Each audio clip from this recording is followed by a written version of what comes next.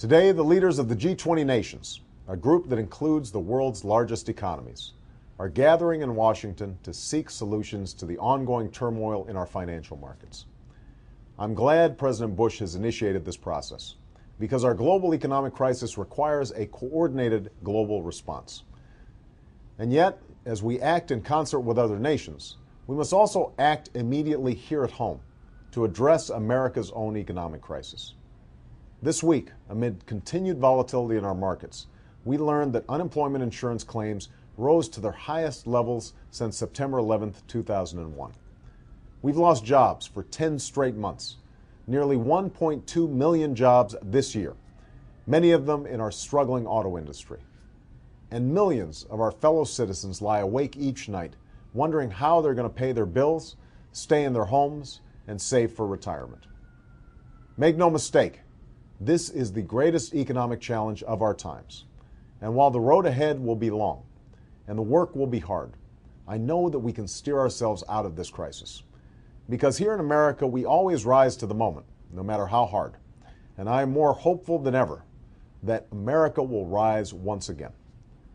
But we must act right now. Next week, Congress will meet to address the spreading impact of the economic crisis. I urge them to pass at least a down payment on a rescue plan that will create jobs, relieve the squeeze on families, and help get the economy growing again. In particular, we cannot afford to delay providing help for the more than 1 million Americans who will have exhausted their unemployment insurance by the end of this year. If Congress does not pass an immediate plan that gives the economy the boost it needs, I will make it my first order of business as president.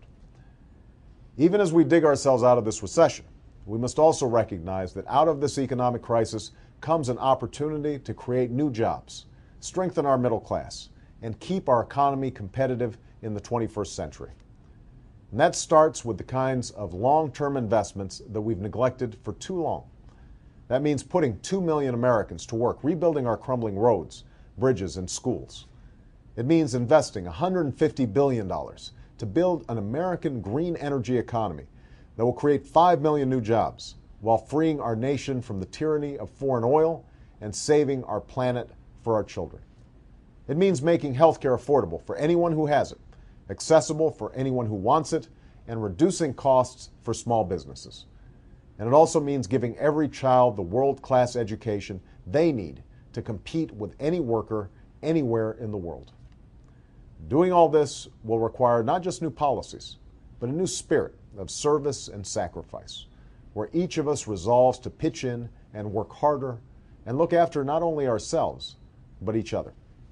If this financial crisis has taught us anything, it's that we cannot have a thriving Wall Street while Main Street suffers.